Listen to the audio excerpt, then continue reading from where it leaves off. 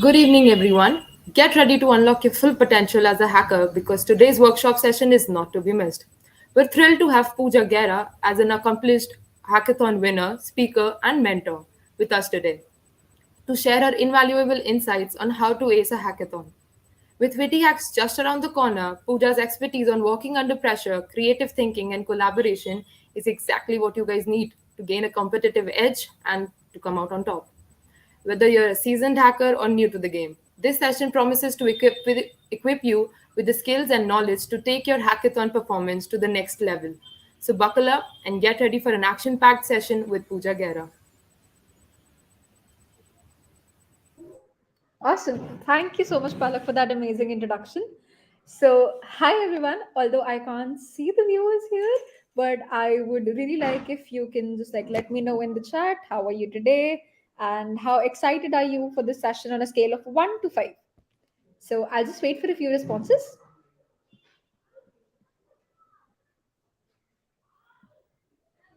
Okay.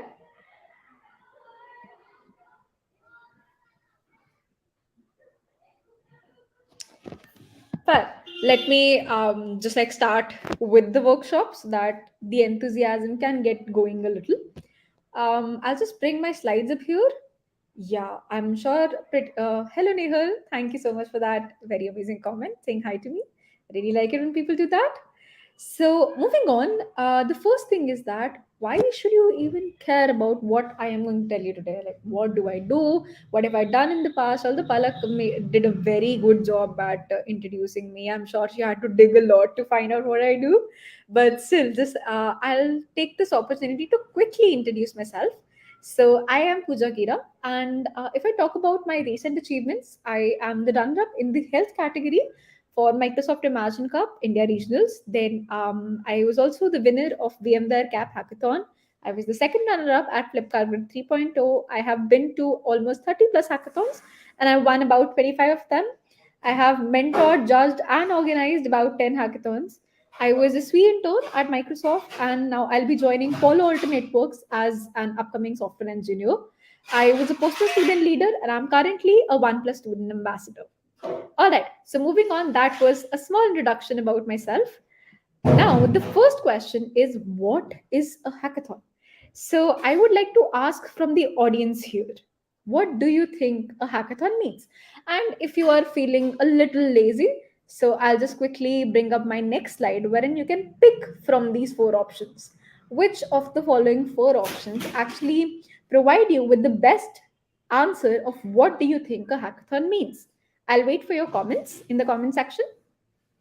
Option A, an event where I can hack other people's computers. Option B, an event where I can solve a problem innovatively. Option C, an event where I can get free food, swags, and click pictures. Or option D, something of your own.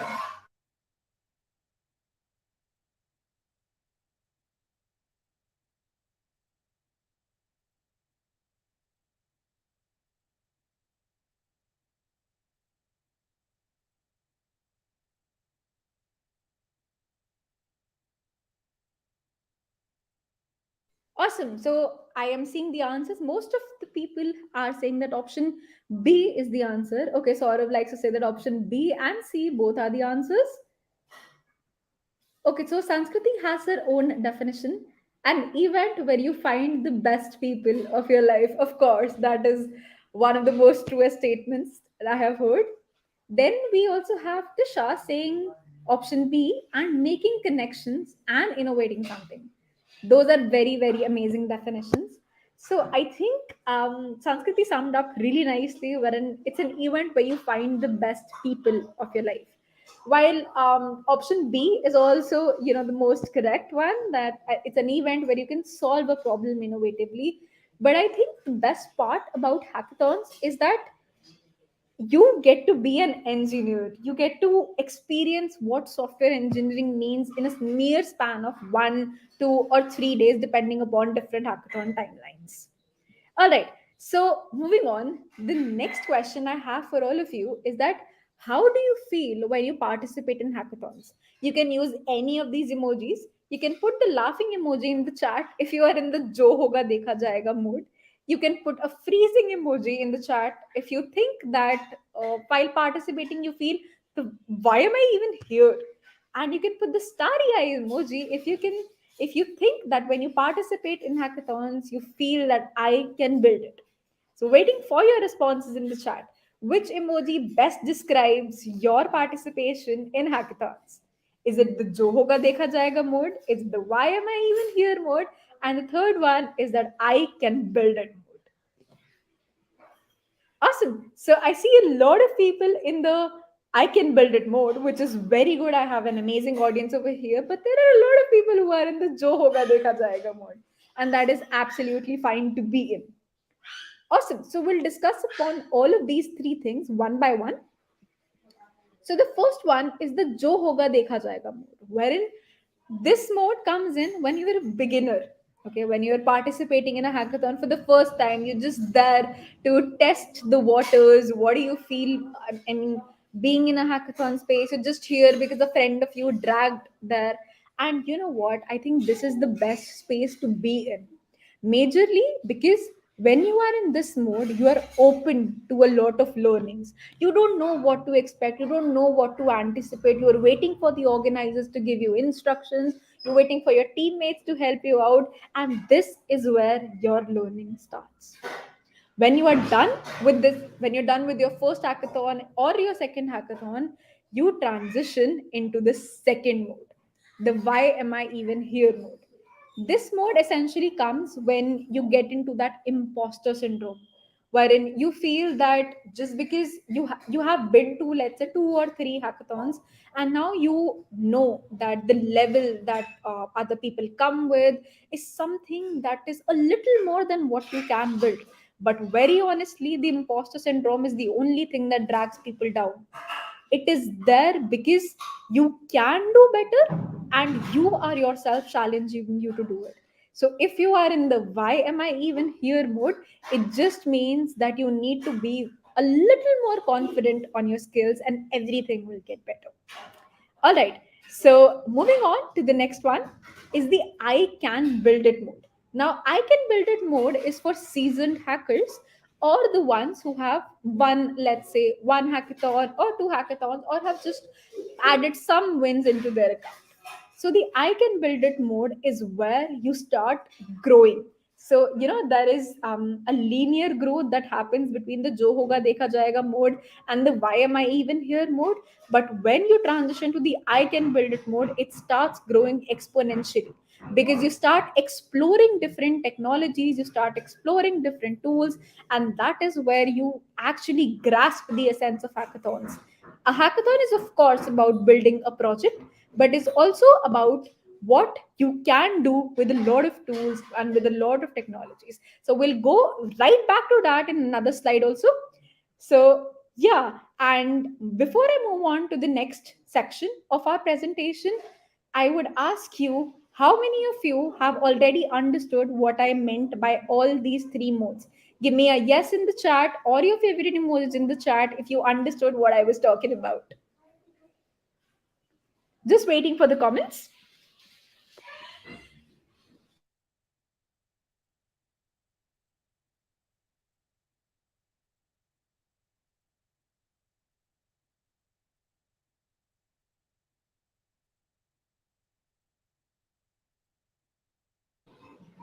Awesome. I can see a lot of people getting that concept down. Fair. Moving on to the next section. The first thing to actually build a project is to get an idea, right? Now, when we are talking about hackathons, these ideas are essentially what translates to your problem statements. So, the first and foremost thing that we need to ask ourselves is to know that your problem statement should be good and clear enough. Okay. So, there are two different discussions that we are going to be doing today. The first one is, does it solve a problem you have experienced in the past? Okay. So, let me give you a very small example. In Delhi, the Delhi metro is very, very, very popular. I'm sure people are here from different parts of the country, and maybe you have visited Delhi, maybe you have not. But Delhi transport is the heart and soul of the city, and it's the only reason a lot of us are able to survive, especially college students like me. So there was this very interesting problem that the students of a certain university were able to solve. They were able to solve the issue of seeing how much capacity exists in different coaches. Now, I'll give you an example of how that problem might have emerged. So, let's say there was this one person, let's say that was me. So, I was standing near the women's coach, and unknowingly, I was not aware that the women's coach is the one that is going to be more packed as compared to the other coaches. If I had known that, I would have made sure that I stood in front of the door of that particular metro coach, right? So, this problem statement, what it actually does is that it compels you to think out of the box, right? So, the students of this university thought out of the box and thought that, okay, what can we do about this? There are CCTV cameras in the metro coaches, right? So what they did was they used computer vision to figure out how much space is empty in those metro coaches, and that is now displayed. It is actually implemented on Delhi metro stations. You can see it on, there's a line called magenta line, so you can see it there, and it is implemented, and you can see the percentage of the coaches empty. So, what happened here is that, does it solve a problem you have experienced in the past? Somebody faced this problem, and if they are solving that problem, then you know the problem statement is good enough. Okay, so we have talked about one thing. How do you know if the problem statement is good? Is that if it solves a problem that you personally have experienced in the past. Because your problems nobody else can solve, only you are the best suited person to solve your own problem because you understand what issues went there. Okay, so if this part is understood, please put a yes in the chat. And also your favorite emoji. I like pandas, but you can go with any emoji that you want.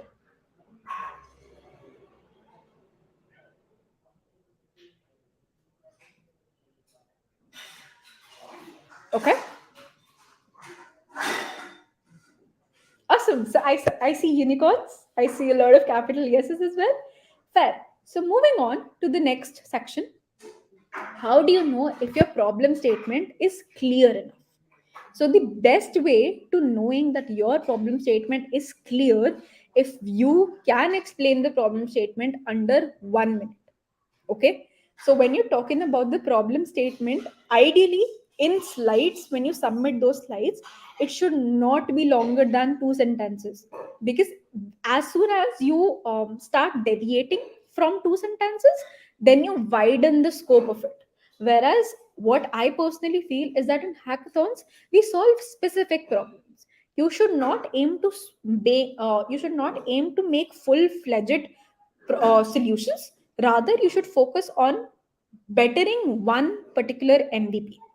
Okay, so that is something that I would really like you to take away from this particular workshop, is that every time you're thinking of the problem statement, you can explain it to your peers or somebody else under 60 seconds, and when you're putting it on your slide, you explain it in less than 2 sentences, because that is when the judges and the mentors also understand, okay, this is what the person is trying to achieve.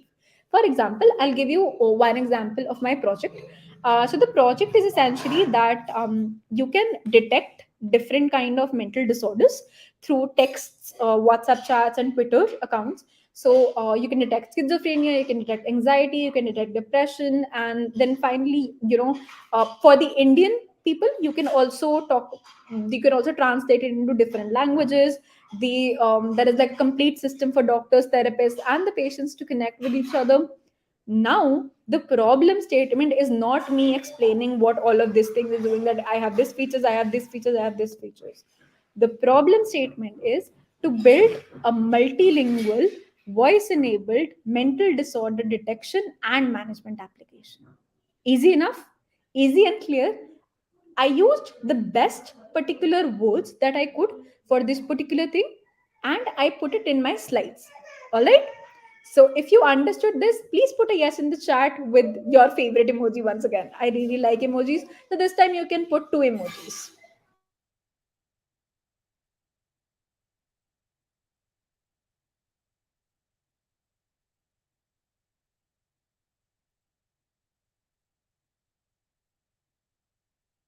Awesome. Just waiting for your emojis, because right now I cannot interact with you directly.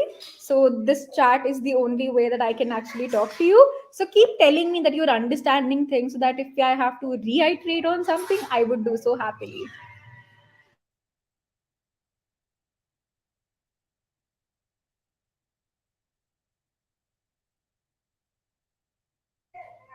Awesome. Fair.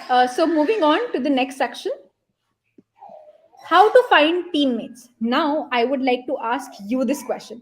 So this is a message that I found in one of the Discord servers for a hackathon that I was participating in. It's an actual message, I did not type it. So the thing it says, is there any team which I can join for hackathons? I don't have a team. By the way, I'm Merndev. You have to tell me what is wrong with this text. Type it away in the chat.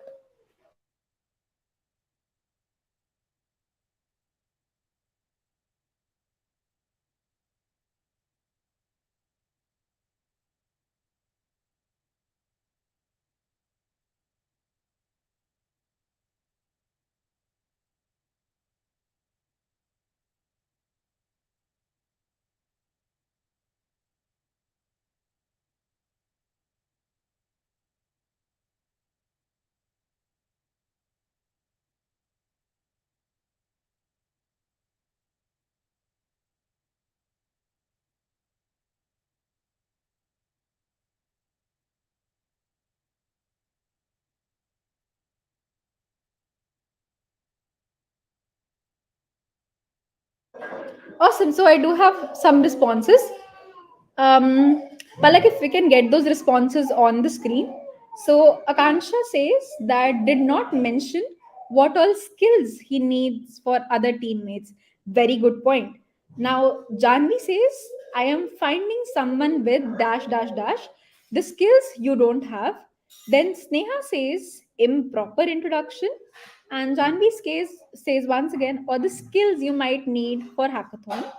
Then Vivek says, not having a good community.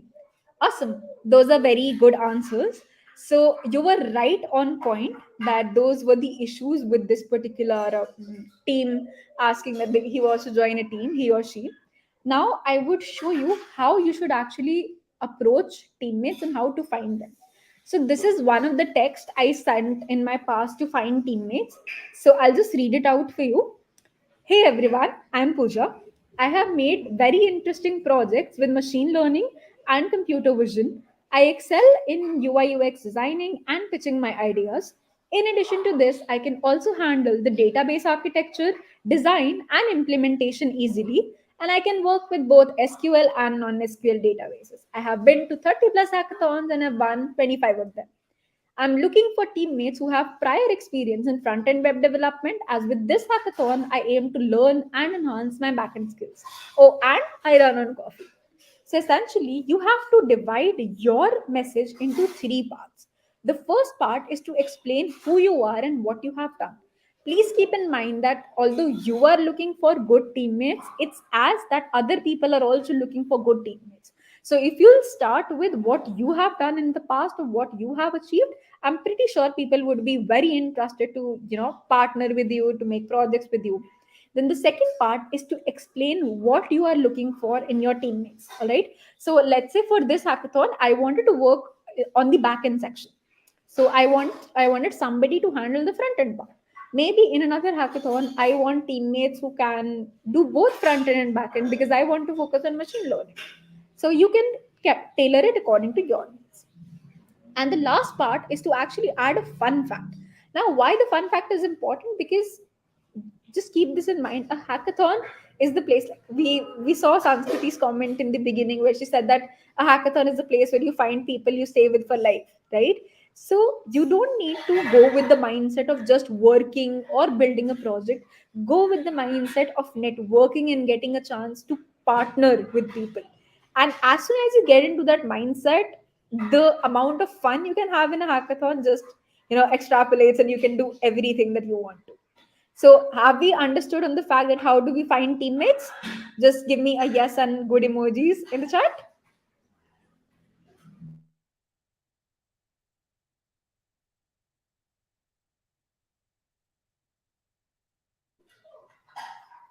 Awesome. Just waiting for it.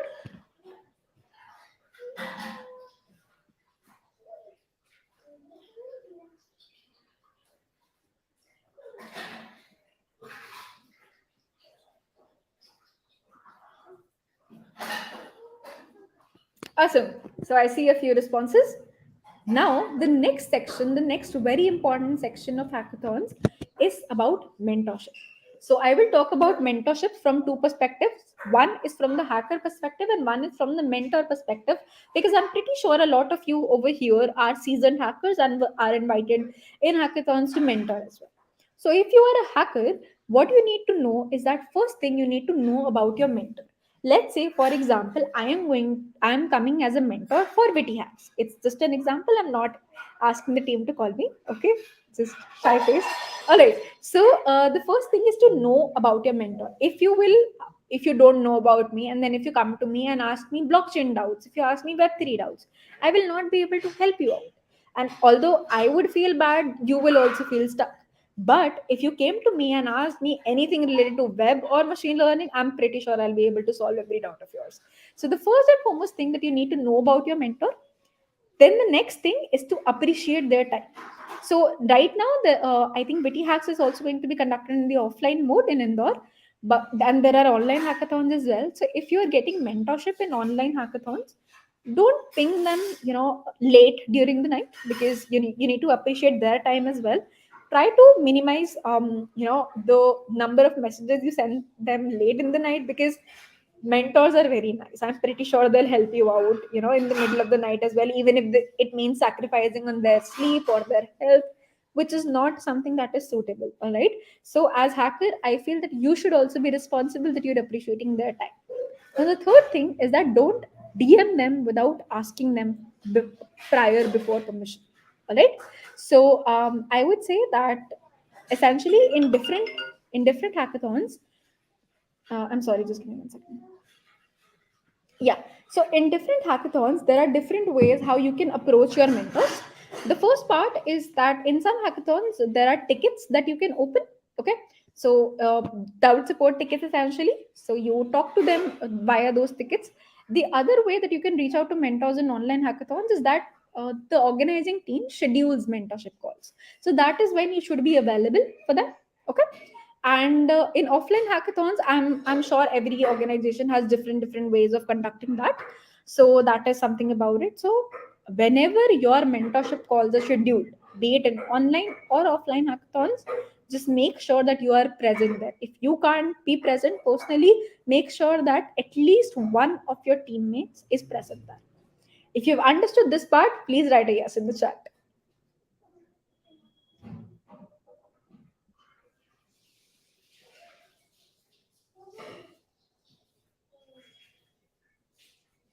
Just gonna wait for a few seconds, because I want to make sure that all of the viewers are understanding, and then we'll move forward with it.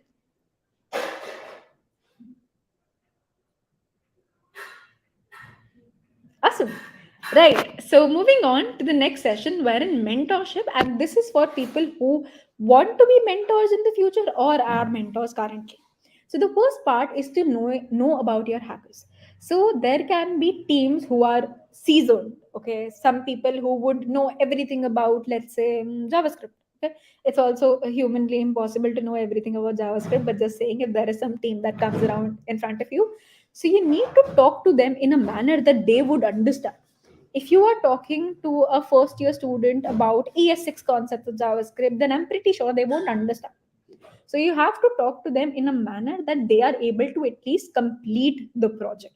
Okay. So if you have a team which has never used an API, maybe you can guide them on how to utilize an API. But if you try to ask them to create their own servers and create their own API, start using Postman within that span of time, they're going to get very overwhelmed and they might end up not submitting that. So I have personally seen that happening. But as mentors, we decided and we went back. We It happened in a very recent hackathon. So one of the teams, they were building something around NLP, and apparently what they thought was a simple classification problem was a multi-class classification problem. And when we told them that that is something that they're supposed to do, they dropped the idea of participating in a hackathon and they were just sitting and chilling. So we went back and motivated them again, and they changed their entire idea then and there only. And I think they were able to make a very decent project, by the way, just saying. So as mentors, it is also your responsibility to keep your hackers completely motivated. So that's something. The other part is to not throw technical jargon in front of people. Okay, so let's say that if you have a team who has just participated in hackathons, and then you start talking to them about ORMs, about Postgres, and about different TCP connections, people will not understand. And you need to make sure that your audience should exactly I think coordinate with the things that you're telling. It is entirely possible to build hackathon products with HTML, CSS, and JavaScript, right? So you can give them tools that can help them. For beginner hackers, I generally recommend using backend as a service, because that backend as a service like Firebase. And for people who are a little more experienced, I recommend app, right? Because that is something that helps them to make projects faster. Okay. Now the third part is to knowing about your fellow mentors. Now, why this is necessary is because when you are in a hackathon setting, then things are going at a very fast pace. Okay. Now, when you see a doubt being asked, like for example, if I see a machine learning doubt being asked, and right now I'm assuming that I only know web development, right? So when I'm seeing an ML doubt being answered, if I know which mentor knows ML, I'll quickly tag them and get them to help that team. So it also enhances the experience of the hackers which are coming for the hackathon. Okay, so for mentors, I think these three things are very important, and the reason why I even included both of these perspectives is because I want you as a hacker to understand what mentors think, and I want you as a mentor to understand what hackers think. So once you understand both of those perspectives, you realize that okay, fine, this is the wavelength that we need to match on. All right. So, are we clear with this particular thing? Please write a guess in the chat with your favorite emojis once again. Harshita put in ice creams. I really like ice cream. So, if you can put in some variations of that, I would really like it. So, yeah, comment away. Just waiting for that.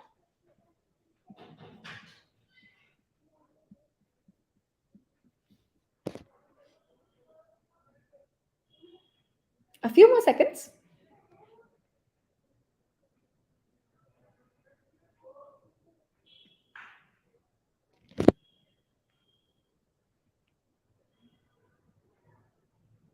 Awesome. Fair. So let's move on to the next section is how to effectively utilize workshop content.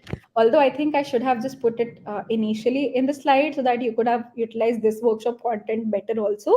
But since it's a YouTube live stream, you can come back to it whenever you want. I really appreciate Wittyhacks team to have thought of all of this before. So again, I'm going to talk about workshop content in two different manners. One for the organizers who are organizing workshops, and one for the hackers who are attending workshops. So for organizers, these things are very important. As as a hacker, I wanted to ask the organizers, right?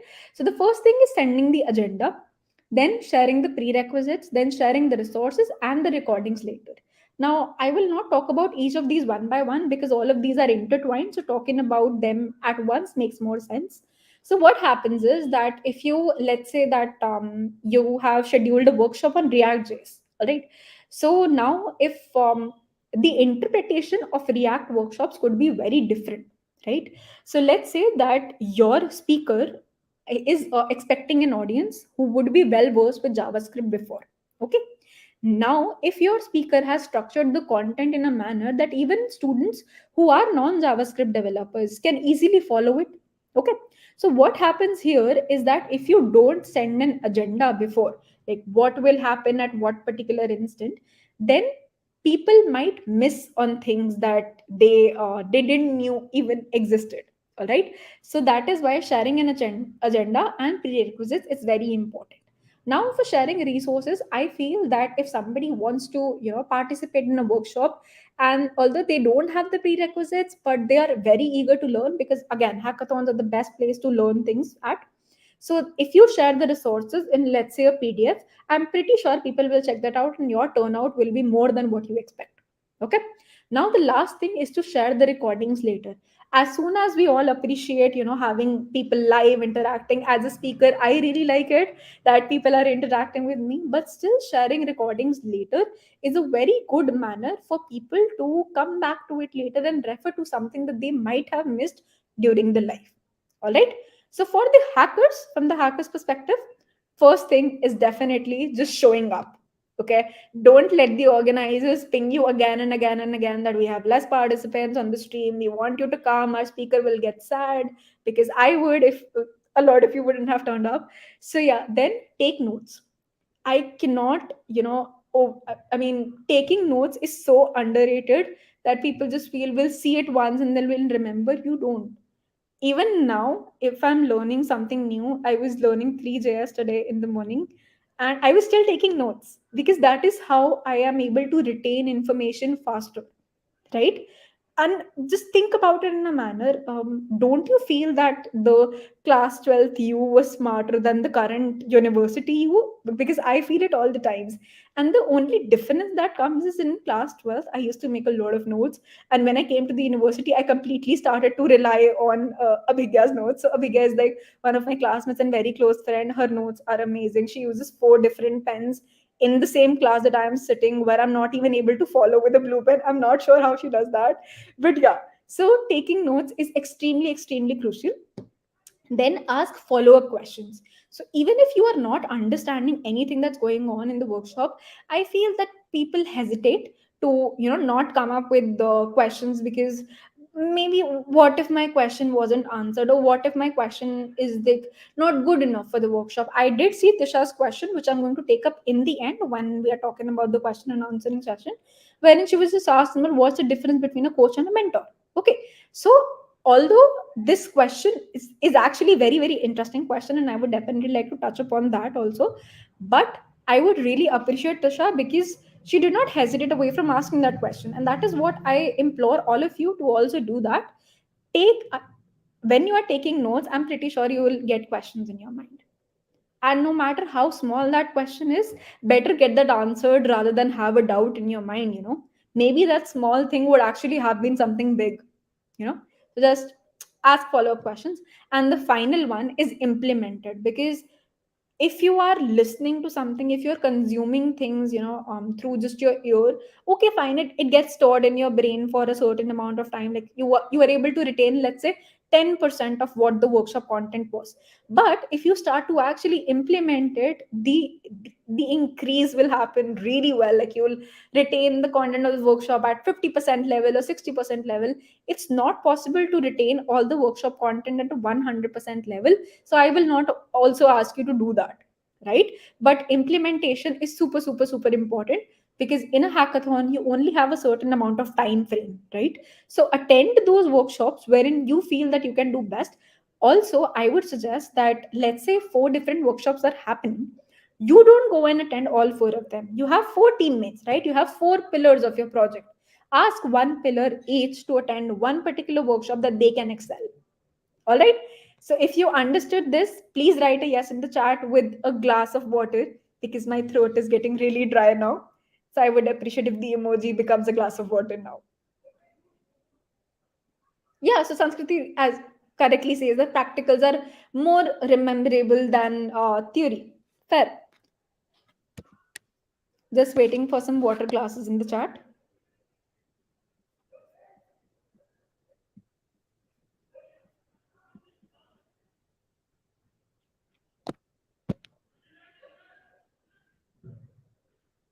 Awesome. So a lot of people have sent me water glasses. I really appreciate that. Moving on to the next section. Now, this is my favorite part of hackathon. Okay, so you see, this is the sponsor list of Hack This Fall, a hackathon which was conducted in the past. So you can see there is Storyblog, there is Courier, there is GitHub, there is Twilio, and Savo Labs, a lot of things, right? So my favorite part about hackathons is getting to experiment with these technologies. So what happens is that the representatives of these particular sponsors are there at the time of the hackathons. Either they would be present in different channels on your hackathons, whatever mode of information providing they are taking on, be it Discord, be it Slack, or whatever. You will have these people firsthand just there, and they're, I don't know if you've seen that meme of you have only one job. They have only one job, is to help you implement their product into your product, the product that you are building in the hackathon. Okay, so I think this is the best way to actually get started with a new technology that you're unfamiliar of. I learned so many new technologies because of hackathon. I was able to work with Twilio, I was able to work with Auth0, and I think Alan and Savo Labs, just to name a few. I was able to work with a lot of technologies, and Apprite also. So because of that, I think this is the best way to go forward with these new technologies. And the other part is that in hackathons, people are actually these representatives.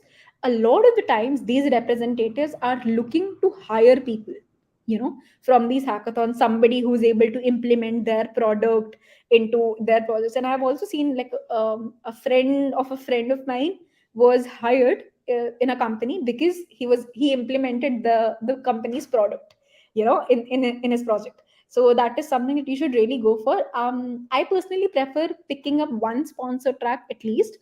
In MLH hackathons, I think one of the sponsors that is there is Cohere, which is an LLP toolkit, which you can use that. So that is something that, so do make sure that you are also taking care of sponsor tracks when you are participating in hackathons. So yeah, that is one thing. Now moving on, I would now ask if anybody has any questions. So before we move forward to the last part, I would just take a little break here, and ask if anybody has any questions. And I would request Palak and team to please bring up any questions on the screen that the students might have had. Till then, I'm gonna read the comments a little. I like reading comments.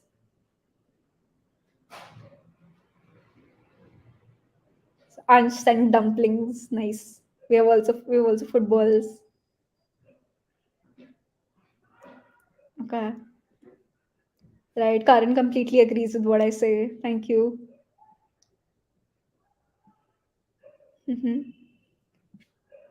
Okay, I'm just waiting for your questions. Before that, I'll just take Tisha's question. What's the difference between the coach and mentor? I assume that you are asking about the MLH terminologies.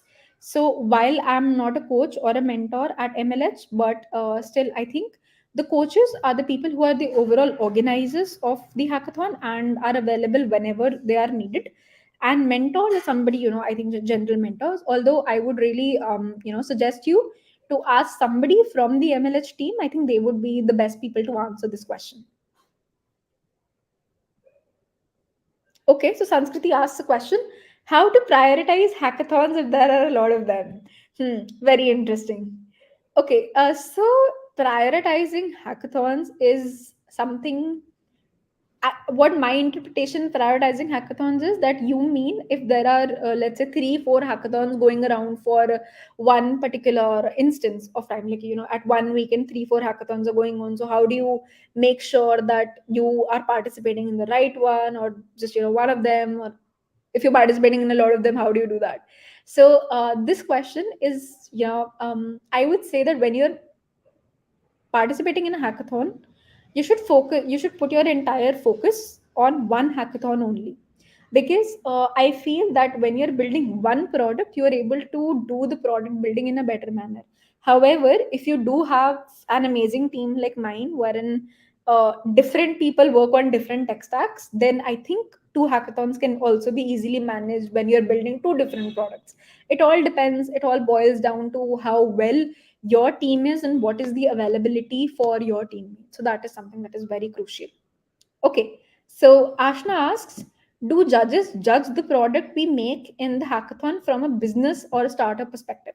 Okay, so very good question. So as if you're calling me as a judge, if you're asking me to judge, I would definitely do that. Because in hackathons, again, I have been reiterating on this product, on this part through my entire workshop, is that in a hackathon you're building a product, you're not building a project. Okay, now the difference between both of these things is a product is something that can survive in the market.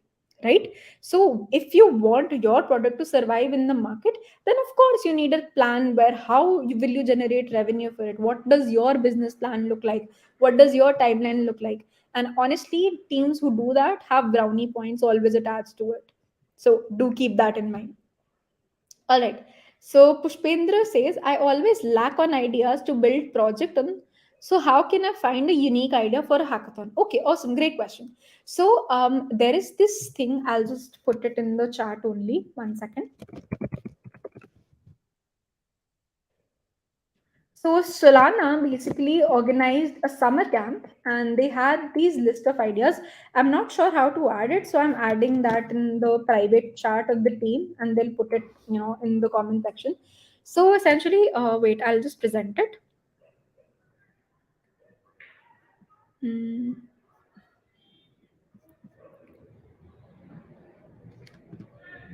yeah, okay. So if you could just pull that up on the screen. Awesome. So this is the list of ideas that they have, wherein you can build a chat platform, social network, legal wrappers. I don't understand any of what is written over here because I'm not a Web3 person, but I think that this is something that can serve as a starter for you on what products survive in the real life market or what people are looking at. Okay. So this is one way of looking at things. The other way is to actually, like, again, going back to the second slide that we actually saw, was that what makes your problem good enough is that you need to solve something that you face. For example, like, I run a club at my university wherein we solve problems of students. So one of our projects is essentially you scan the page, the page of your textbook, and it will convert all of the text present there into question and answer format. Okay, so that was one of the problems that one of my friends were facing personally, because they were not able to retain itna sara information, and the subject was computer networks, by the way, which you all know has a lot of theory attached to it. So that is why that idea came in. And the another example, if I give you, was that in our university there are a lot of active societies on campus, because people are super super super talented. I'm from IGW, by the way. And what happens is that because of this, the number of messages and posters that we get are a lot. Okay, and people end up missing events that are that were of their interest, or people just like end up going into the wrong event, or people it just happens that they just stop seeing messages only. So we created an events portal wherein every club of our campus can put their events there, and students can get it and filter it according to the categories they require. Right? So the answer to your question, Pushpendra, is that you need to find things that annoy you. Okay, find things that you would want to solve problems of. If you think that your problem is not something that is big enough, solve problem of your mom, solve problem of I think somebody around you or your friends or something. Take a survey. It doesn't like honestly matter a lot. If we would have been in an offline setting right now, or on Google Meets or something, I would have made you do an activity, which would actually help you to get these ideas. But a thing for some time else. All right. So Rhythm asks, I'm not sure if I pronounced your name correctly. UI contains more power or backend? Okay, so you basically are asking me if front end contains more power or back end. Okay, awesome.